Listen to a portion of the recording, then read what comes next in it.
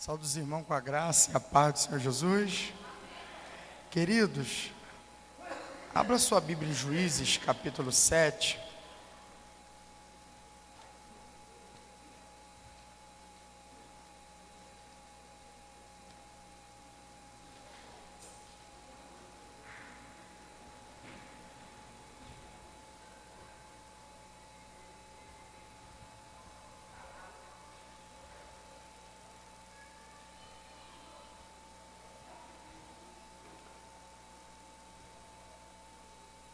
Juízes, capítulo 7.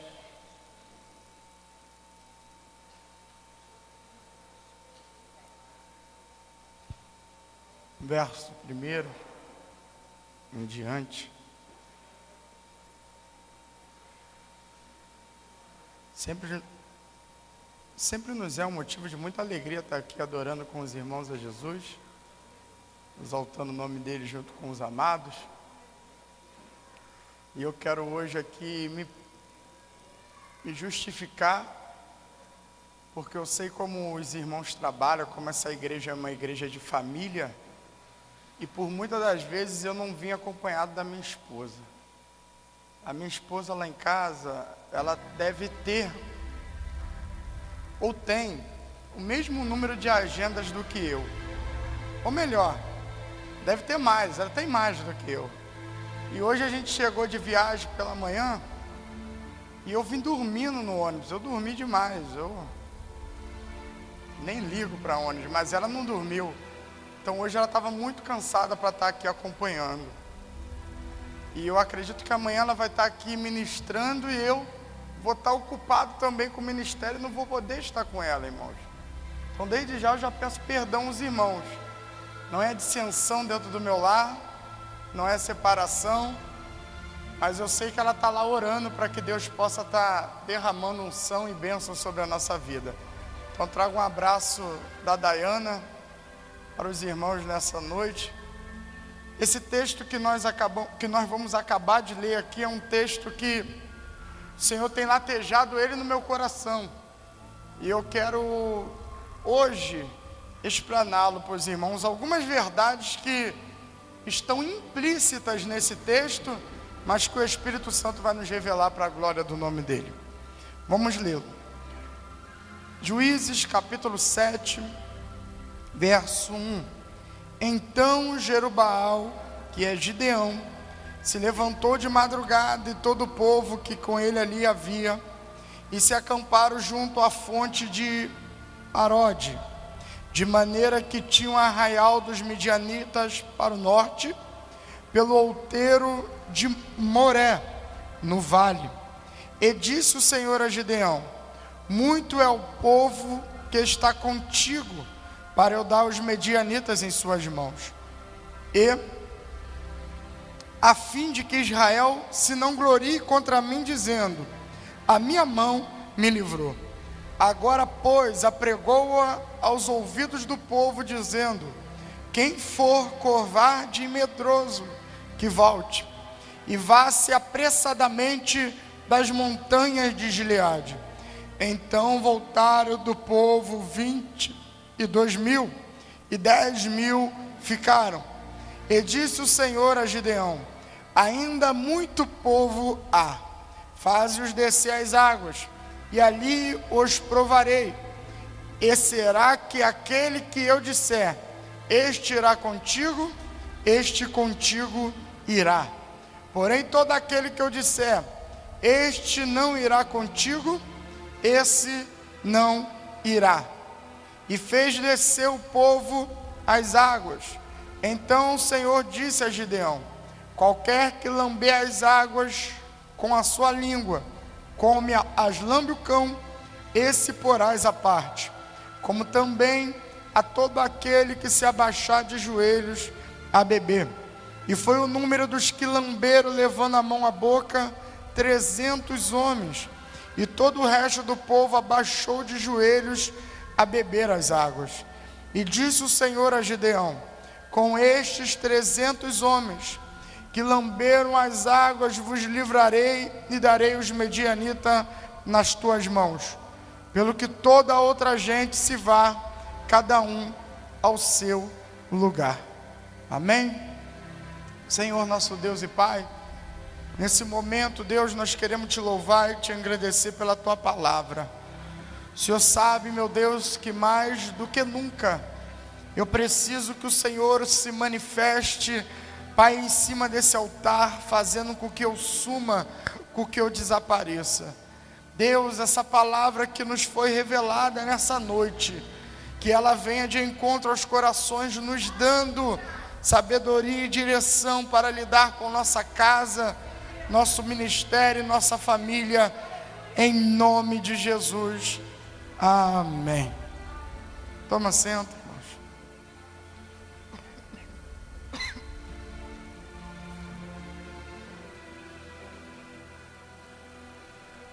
Também não posso deixar de citar, né? A alegria de ter recebido esse convite desse casal abençoado, que pastor Adeci, pastora Ângela, obrigado pelo convite. Estou ali vendo também, né, a minha mãe preta. Ela não gosta não, né? Ali ela, Catiúcia. Isso aí, Catiúcia é minha madrinha de casamento, quase não a vejo, irmão. Também ela parece a Dilma, né? Só vive viajando. Meu Deus do céu. É a Dilma e o Lula, Renato Lula. Só vive viajando. Deus abençoe. Pedro, Renato, Débora, Catiane, Deus abençoe. Queridos, o texto que nós acabamos de ler é um texto que está dentro de um contexto em que Israel está vivendo um momento difícil da sua história, porque eles não têm um governador, eles não têm um rei. E Deus tinha falado que a Bíblia, ou a Torá, deveria ser lida só de 7 em 7 anos. E os mesmos estão com dificuldade de correlacionar a lei de Deus com o seu modo de viver. E a Bíblia vai falar aqui em Juízes que cada um fazia aquilo que subia ao seu coração para fazer. E a Bíblia Sagrada vai falar que depois que Josué morre, Josué falece, eles vão começar a se esquecer da geração de Josué e vão viver numa vida de inconstância. Essa inconstância vai ser gerada pela ingratidão, porque na verdade o que faz a gente ser inconstante é esquecermos o que Deus fez por nós, é perdermos essa essência. Paulo vai falar disso em Romanos 12, ele vai dizer: rogo-vos, irmãos, que apresentei os vossos corpos como sacrifício vivo e santo. Mas ele não vai rogar por qualquer coisa, ele vai dizer: rogo-vos, irmãos, pelas compaixões de Deus, pela misericórdia de Deus, que apresenteis os vossos corpos como sacrifício vivo, santo, que é o vosso culto racional. Ele está falando que toda vez que a gente se lembra das misericórdias de Deus, todas as vezes que nós lembramos das compaixões de Deus, a nossa vida é como uma vida no altar continuamente. E a Bíblia está mostrando que os israelitas estão perdendo a gratidão. Eu não sei qual é o motivo que está perdendo a gratidão. Eu não sei se eles viram alguma coisa em algum sacerdote. Eu não sei se ele viu alguma coisa em algum irmão judeu.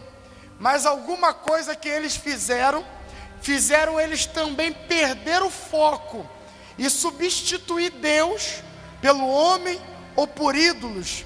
E isso fez com que eles vivessem em inconstância.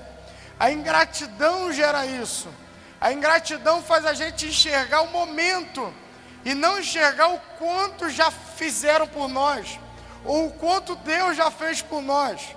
Todos nós somos sabedores disso, que enquanto você está ajudando alguém, aquela pessoa te coloca muito em cima, mas o dia que você diz não, o dia que você diz agora é você e Deus, agora é um relacionamento com você e com o Senhor, aquela pessoa muda e te joga do vinho para a água, inverte a situação. E por quê? Porque se esquece. E Paulo está dizendo aos romanos: se lembrem Se lembre do Deus que perdoou. Se lembre do Deus que resgatou. Israel está perdendo. Israel está esquecendo suas origens, esquecendo do que Deus fez por eles. Isso gerou uma inconstância. Israel agora serve a Deus por um período e serve Baal por outro período. Israel serve a Deus por um período e vai servir a Moloque em outro período. Uma inconstância é gerada. Mas o mais interessante desse livro, por mais que a inconstância está muito evidente, e que toda vez que eles pecavam, Deus levantava e permitia um povo vir para os disciplinar, para os oprimir, para que eles pudessem se lembrar de Deus. E toda vez que eles se lembravam do Deus que eles se esqueceram, Deus se levantava e agia de forma misericordiosa.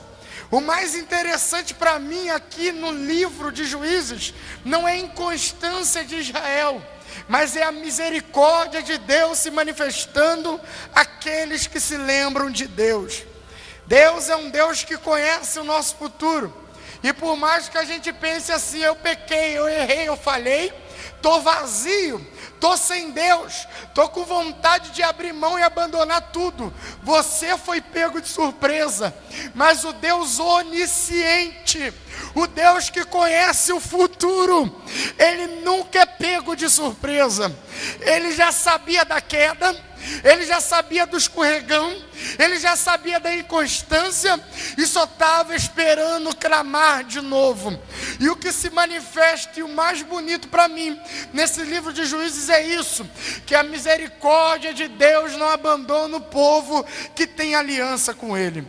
Esse livro de Juízes vai contar a história de um povo que é muito mais do que simplesmente um povo. Israel é uma raça. Israel é um povo judeu, uma raça. Mas além de ser uma raça, também é um povo-nação. E além de ser um povo-nação, Israel também é uma família. Israel, aqui na Bíblia Sagrada, ela é sistematizada, ela é sintetizada como uma família. Porque todos nós sabemos que Israel é oriunda de um pai chamado Abraão, de um pai chamado Isaac e de um pai chamado Jacó, que teve o nome transformado como Israel. E como família, eles estão em crise, num momento difícil. E Deus levanta mais uma vez um libertador com a sua misericórdia para restaurar o povo, para fazer com que o povo viva uma restituição novamente. E nesse período a Bíblia Sagrada vai dizer que por 7 anos o povo é oprimido pelos midianitas. O que eles plantam, os midianitas tomam. O que eles plantam ou fazem, os midianitas arrancam e, se possível for, até mata. Por isso os judeus, aquela família, começou a entrar para dentro da caverna. Fizeram fortificações até em sepulturas, em covas, para se esconder dos midianitas. Mas havia um homem naquela geração que tinha um espírito diferente, um espírito excelente sobre ele. A Bíblia vai dizer que o nome deste homem é Gideão. Gideão é diferenciado. E por 7 anos, enquanto o povo está escondido, enquanto o povo está com medo, Gideão, de uma forma diferente, está trabalhando para sustentar a sua família. Gideão, de uma forma diferente, continua com a sua vida em atividade, para que a tua família não pereça. Mas haja visto que Gideão é o menor da sua família, é o mais novo. Haja visto também que a sua família é a mais pobre. Gideão deveria ser o mais medroso, mas Gideão tem um pensamento diferente. Gideão, ele tem uma fé diferenciada. E por mais que na sua mente, a psicologia vai chamar isso de janelas que se abrem na mente. E por mais que na janelinha da mente dele trouxesse a memória dos midianitas matando, ao mesmo tempo numa janela ao lado se abriu uma janela de um Deus que abria mar, e matava os inimigos de Israel. E a janela da fé era maior do que a janela do medo. A janela da fé era maior do que a janela do desespero. E Gideão olha e diz assim: eu tenho um Deus maior do que os midianitas que estão se levantando contra a minha família. Minha família precisa que eu malhe o trigo. Minha família precisa que eu trabalhe no reino. Minha família precisa que eu continue com a minha vida no altar. Gideão sabia que a família dele precisava, e ele continua, e a Bíblia Sagrada vai dizer que ele está malhando o trigo, não no lugar que deveria malhar, ele está malhando o trigo no lagar. Todos nós sabemos que o lagar é lugar de pisar uva, mas ele não está na eira malhando o trigo, ele está no lagar. E por que ele está no lagar? Porque ele está malhando, mas ele está também na vigilância, porque o lagar vai esconder quase 70% do seu corpo, e só o seu rosto vai contemplar.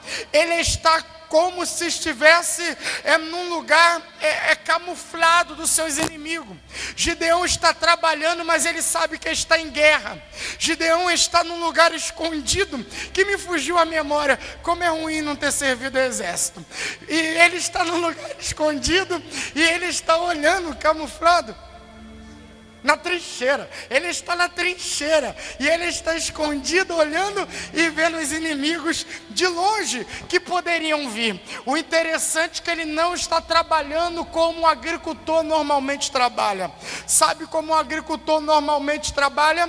Não é no lagar, é na eira. E Deus, na verdade, está preparando Gideão para esse capítulo 7. No trabalho de Gideão, Deus está preparando ele para o capítulo 7, porque na verdade a Bíblia ou a história da agricultura vai dizer que um agricultor, quando queria separar o trigo da palha, não é como o dia de hoje, que se coloca só dentro de uma máquina e a máquina faz o trabalho. Não, ele ia para a eira, um lugar amplo, um lugar largo, aonde ele pegava com uma pá a palha e o trigo e jogava para o alto. E quando ele jogava para o alto, o vento que soprava no ambiente batia e a palha ia embora e o trigo caía no lugar. Ele jogava de novo para o alto, o vento batia na palha e o trigo caía no lugar. Essa era a primeira fase da purificação da palha e do trigo. Essa era a primeira fase da preparação da palha e do trigo. O agricultor pegava e jogava a palha para o alto. O vento batia, tirava a palha, e o trigo, que era um grão sólido, pesado, firme e de utilidade, voltava para o lugar.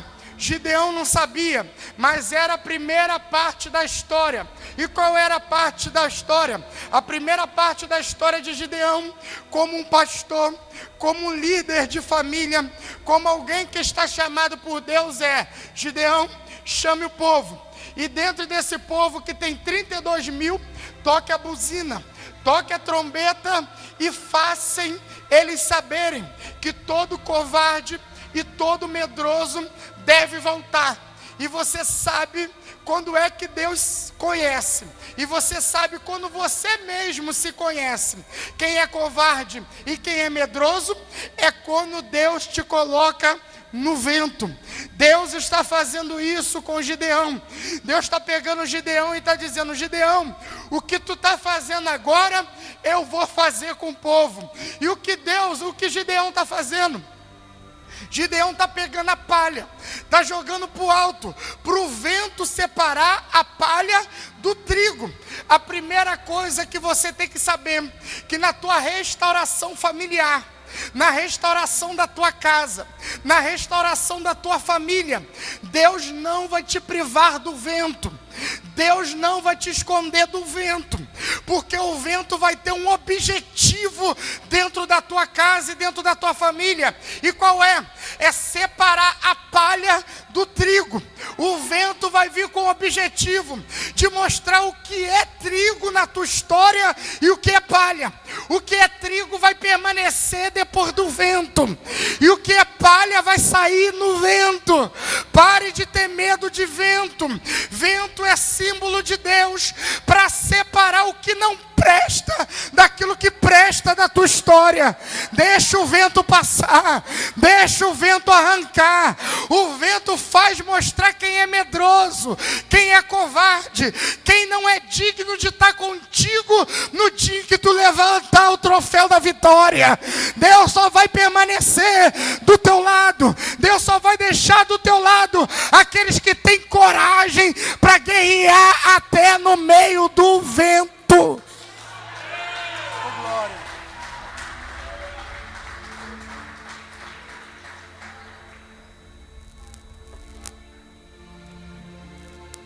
Queridos, eu estava meditando nessa palavra e vendo o trabalhar do agricultor, e eu estava pensando, porque isso já me veio talvez há meses.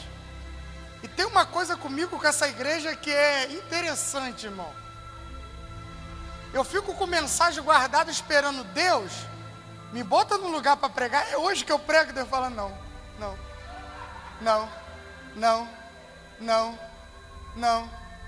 Aí de vez em quando a pastora Ângela me emprega umas peças, né?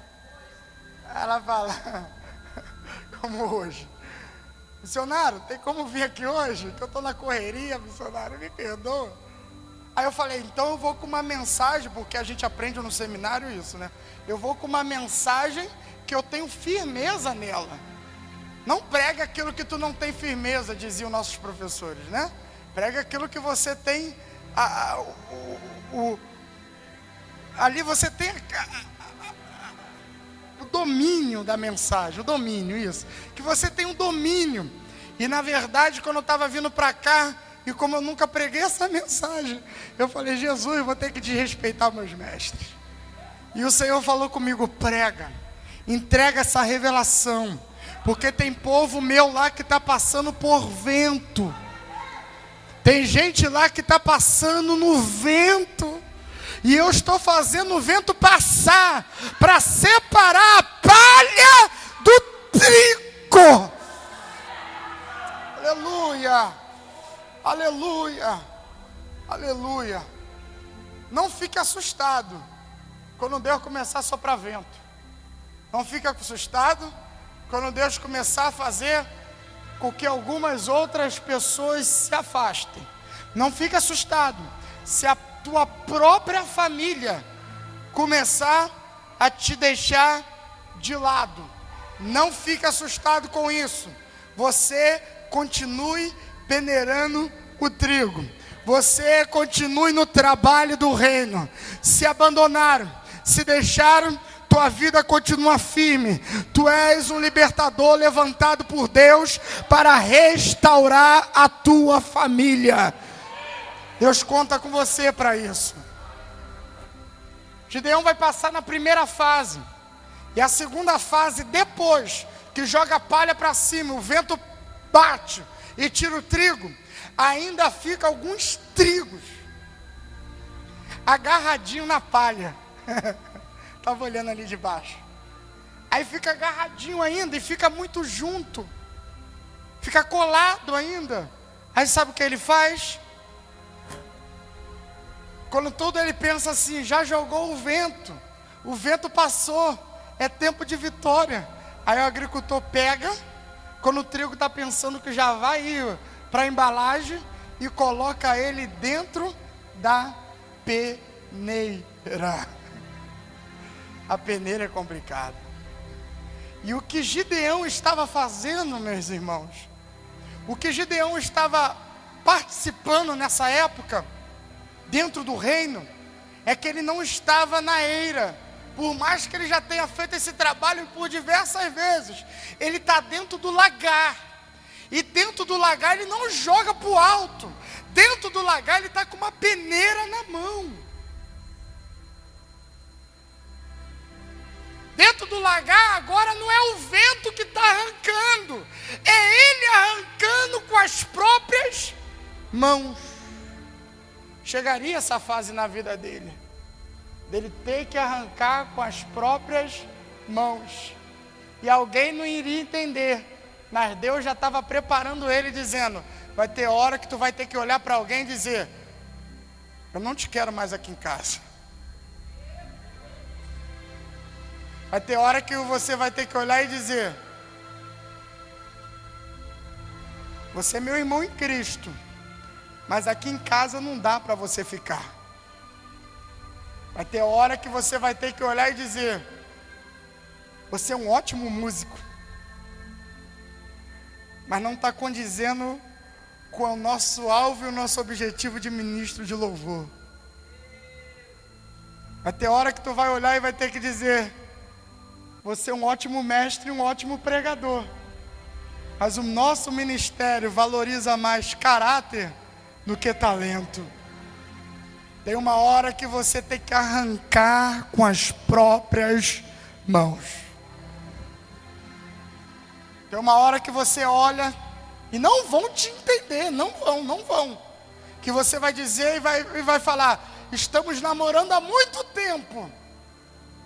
Mas observei que mesmo dentro da igreja, o nosso jugo é desigual. Eu estou sentindo que tu é mais um frequentador de culto do que um discípulo amado. E depois que botar a aliança já era, meu filho. Vai ter hora que tu vai ter que olhar e dizer: eu amo mais a Jesus do que nossa vida sexual. Essa vida sexual antes do casamento está acabando com a minha espiritualidade. Vamos dar um tempo. Vai ter uma hora que você vai ter que arrancar com a mão. Deus estava preparando a Gideão para esse momento, que ele olha o povo e diz assim: povo, vai beber água. O povo bebe água. E Deus diz: separa em duas partes: os que se abaixam para beber e os que trazem a água até a boca. E todos são sabedores que 11.700 se abaixam e 300 traz a água até a boca. E estão separados. Gideão, como líder, está todo bobo dizendo: ainda ficou 11.700. E Deus olha para Gideão e diz: não é 11.700 não, Gideão. Não é não. Gideão, antes que os espartanos venham ficar famosos com os seus 300, você vai ficar famoso antes, Gideão. É você e 300, Gideão. Oh, meu Deus do céu.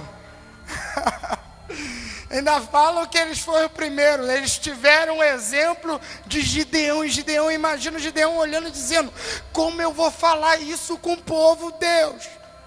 Gideão, se lembre da peneira.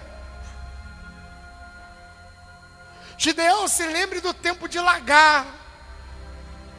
Gideão, com um vento eu arranquei 10.000.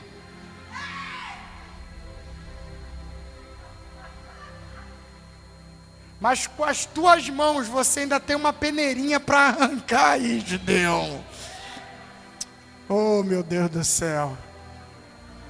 Você ainda tem aí, Gideão, 21.700 que você vai ter que, ó, e deixar só 300, Gideão.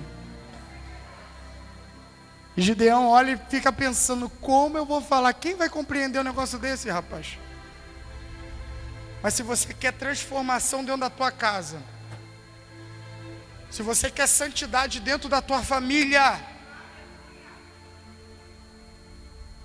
se for necessário, cancela a internet na tua casa, arranca com as próprias mãos. Não vão entender, irmão, isso aí é fanatismo. Se for necessário, arranca com as próprias mãos. Se você quer restauração na tua família, se for necessário, tu diz: vai sair de casa agora a Oi TV, a Sky. E alguém vai olhar e vai dizer: aí já é demais, irmão. Mas se você quer restauração dentro da tua família, tu vai ter que arrancar teu filhinho daí da frente. Tu vai ter que tirar o teu tempo de frente da televisão. Se for necessário, meu irmão, você vai ter que desfazer a tua conta do Facebook, porque isso não pode roubar o teu tempo com Deus. Que cancele o Facebook, mas não cancele a tua intimidade com o Todo-Poderoso.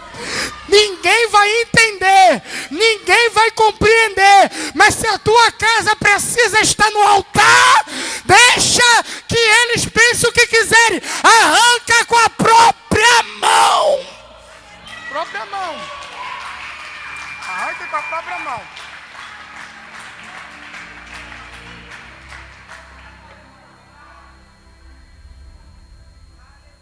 É a fase. Talvez você não entenda o que tu passe no teu trabalho, que você passe na tua luta, que você passe em lugares escondidos, mas tudo isso está se preparando para que você saiba se relacionar também dentro da tua família. Deus te fez passar por um momento de preparação na tua história, e não foi à toa o que tu passou. Era Deus te ensinando que o vento está ao teu favor, porque todas as coisas cooperam para aqueles que amam a Deus. Era Deus te ensinando que a peneira também está ao teu favor, porque é Deus arrancando as coisas mínimas, que tem gente olhando e está dizendo, não tem nada.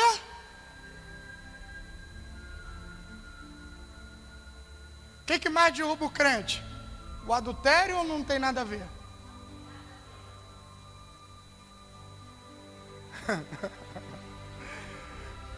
Nada começa pelo que tem a ver.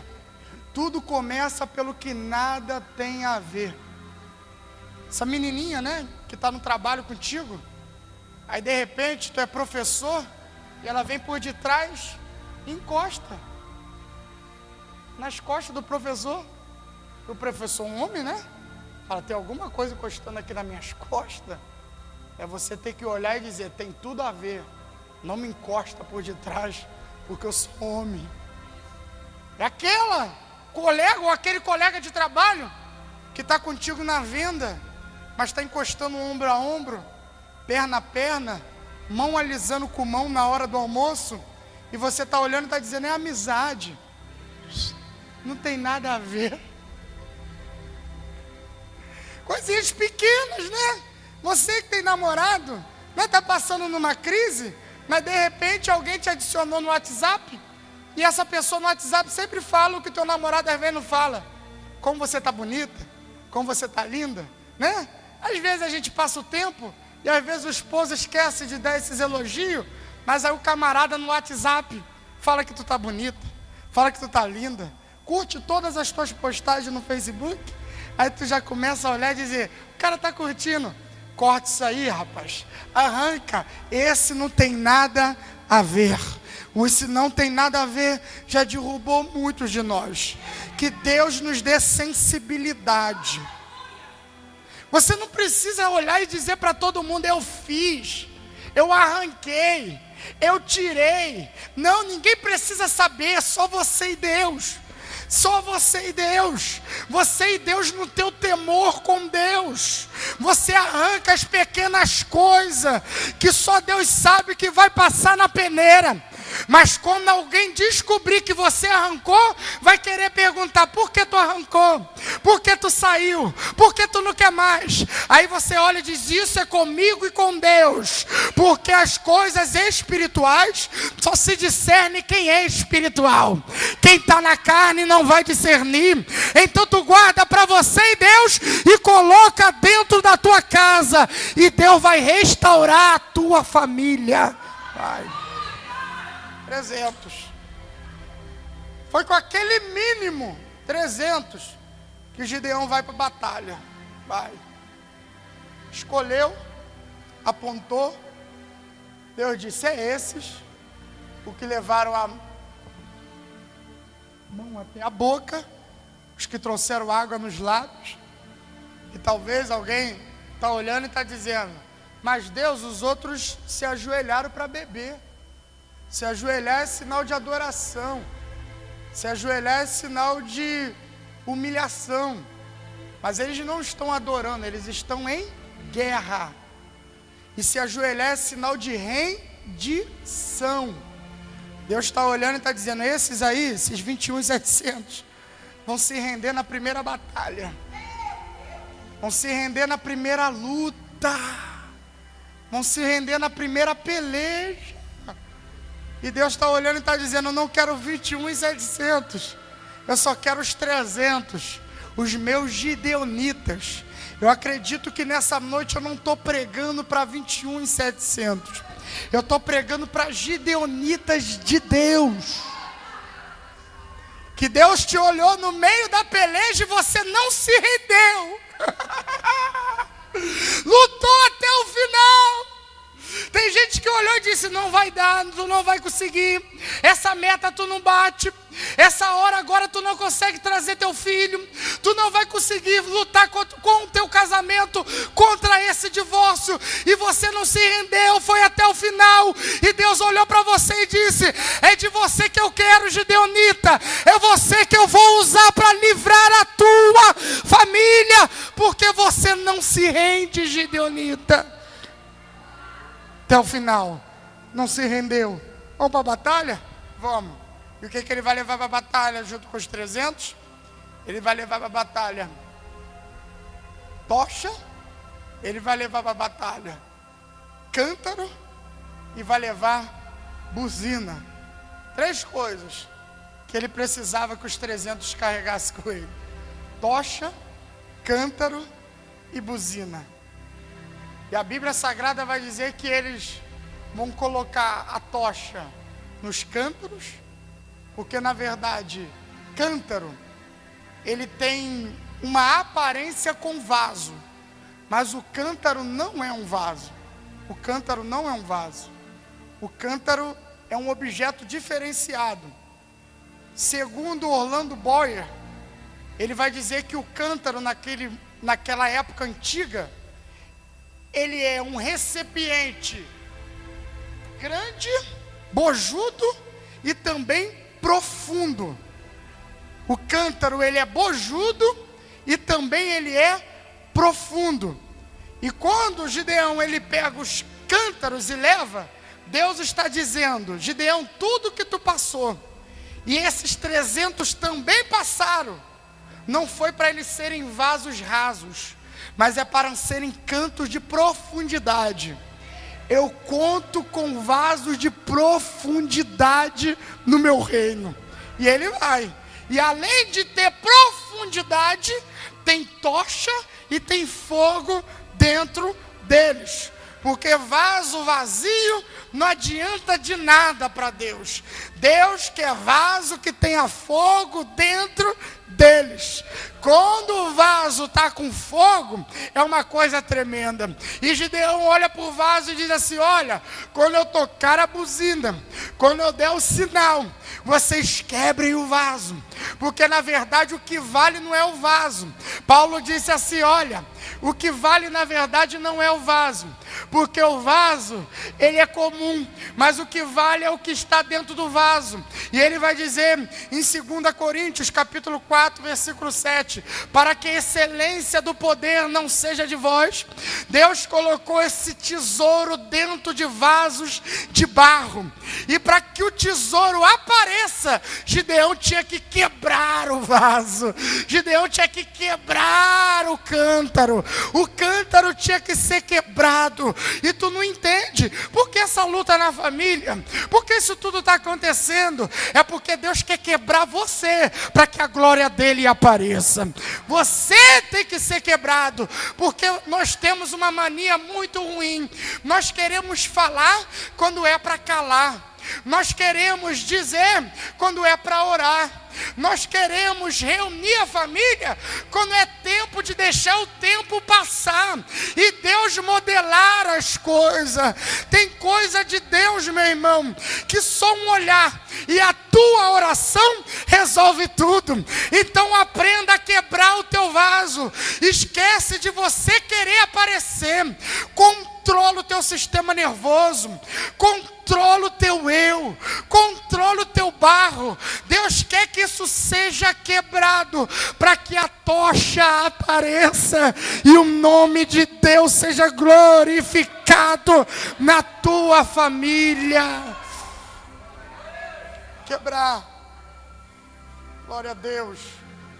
Interessante é que existia uma tradição na época que se falava dos midianitas.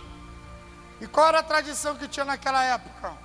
Um povo espiritual guerreiro chamado Cabeça de Fogo. Eu achei interessante quando eu vi isso.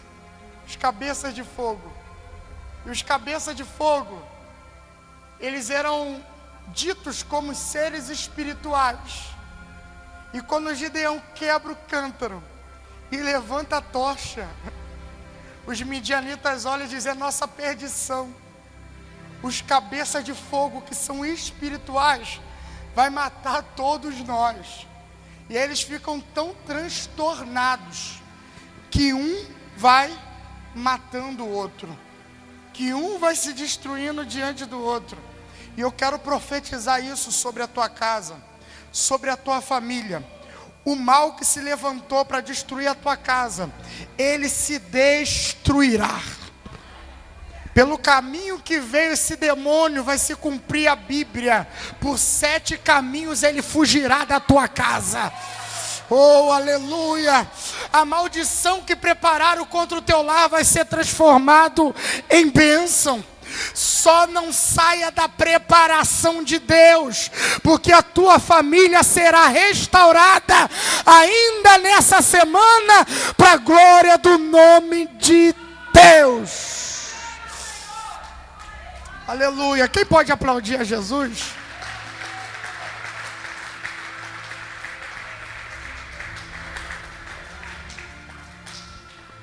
Primeira coisa que Deus vai fazer o vento passar. Segunda coisa, a peneira passar. Terceira coisa, vai ter que arrancar com as tuas próprias mãos coisas que Deus já disse para você que é para arrancar. Quarta coisa que você vai ter que fazer é não se render na hora da guerra. Quinta coisa, quebrar o teu vaso dentro da tua casa, para que a glória de Deus se manifeste.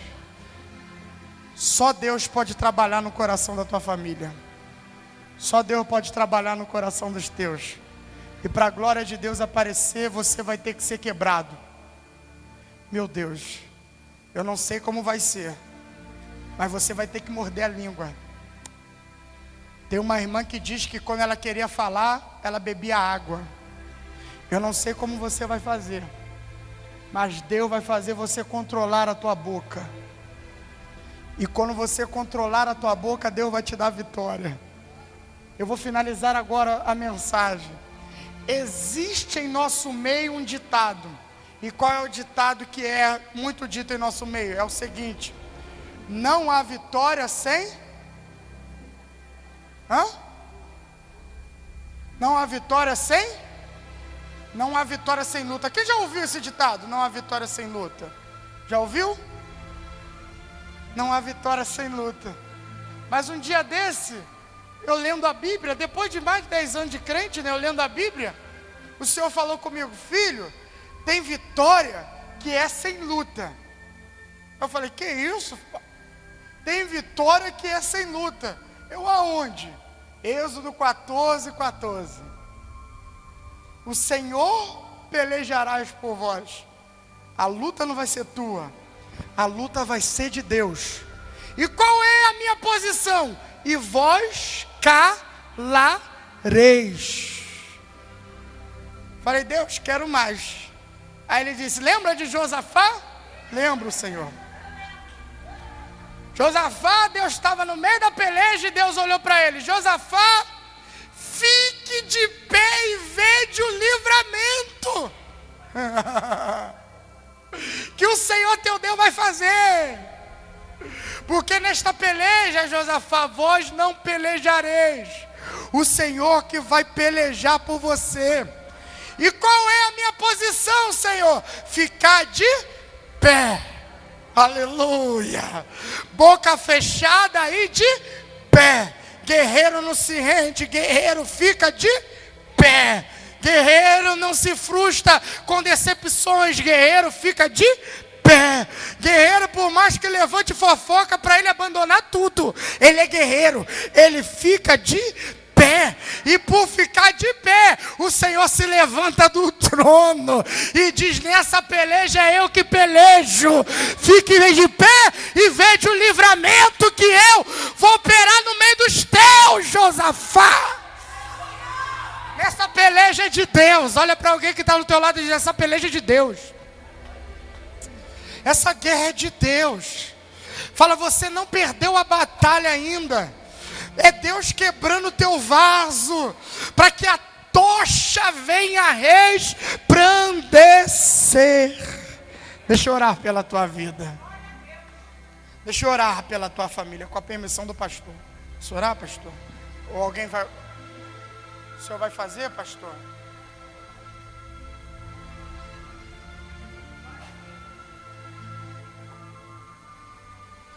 Coloca de pé. Se você tiver intimidade com esse irmão ou com essa irmã que está do teu lado, com esse irmão ou com essa irmã, tiver também com a pureza dentro da tua alma e do teu coração, você vai ter um ato profético. Você vai colocar a mão sobre o ombro dessa pessoa. Coloque a mão sobre o ombro dela. Isso. Coloca a mão sobre o ombro. Isso. Coloca.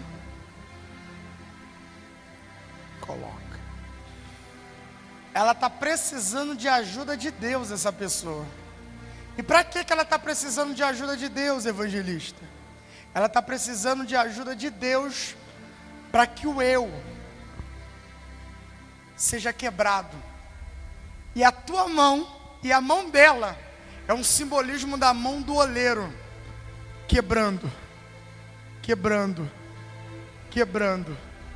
E quem vai sair daqui não são vasos comuns, vão ser vasos quebrantados, para que a glória de Deus apareça.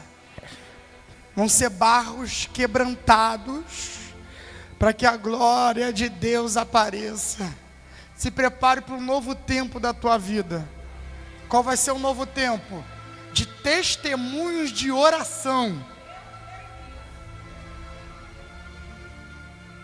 Tem testemunho que tu dá com o teu esforço, com o teu estudo e com o teu empenho. Esse testemunho que você vai dar é com a sua morte. Não entendi, irmão? Com você quebrando-se, com o teu eu morrendo. E você vai olhar, enquanto eu estava vivo, Deus não fez. Mas quando eu me quebrantei e deixei ser quebrado, Deus fez. Vitória de crente ainda é na oração. Não acabou, vitória de crente ainda é na oração. Isso não é do passado, vitória de crente ainda é na oração. Isso não é história da igreja primitiva, vitória de crente ainda é na oração. Isso não é testemunho falso de Charles Finney, vitória de crente ainda é na oração. Isso não foi mentira de John Wesley, vitória de crente ainda é na oração. Isso não é mentira de T.L. Moody, vitória de crente ainda é na oração. Isso não é testemunho que pastora Ângela e pastor Desi conta de boca para fora, vitória de crente ainda é na oração. Coloca a mão sobre o ombro desse irmão e começa a orar para que a glória de Deus se manifeste na vida dele.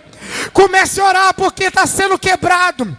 E não vai sair daqui homens comuns, vão sair daqui homens tochas, mulheres tochas, aonde a glória de Deus vai se manifestar na tua família. Você vai ser luz dentro da tua casa.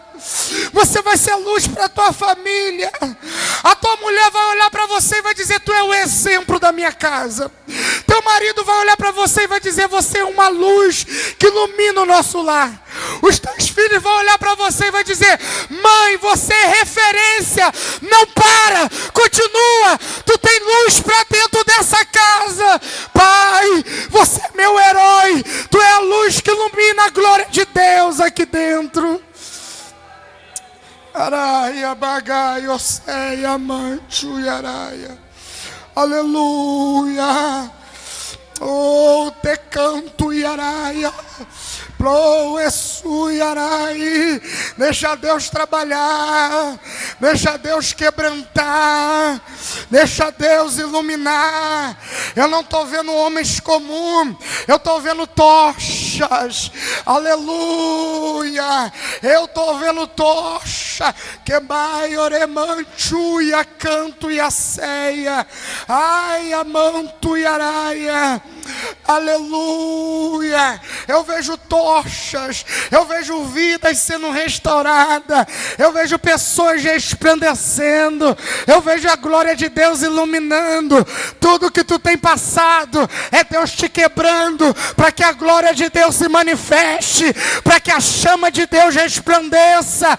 Deus não acende a candeia para ficar debaixo da cama, nem debaixo do alqueire. Deus acende a candeia para colocar no velador, para iluminar a casa, iluminar a família, iluminar os teus. A tua luz vai tirar das trevas, a tua família se prepare. Tem luz de Deus, tem fogo de Deus, a mão de Deus está quebrando para que a glória se manifeste.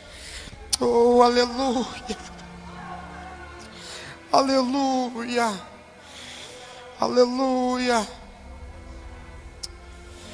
aleluia, aleluia, aleluia. Olha para alguém que está ao teu lado, o irmão que está ao teu lado, e diz: a glória, fala o fogo, a presença, a glória da última casa, a glória da última casa será maior do que da primeira. Deus não vai deixar a tua história terminar desta maneira. Ele está restaurando e está fazendo que a glória da última casa seja maior do que da primeira. Deus abençoe os irmãos nessa noite. Deus abençoe a igreja de Cristo. Deus abençoe os gideonitas. Deus abençoe os agricultores de Jeová. Aleluia.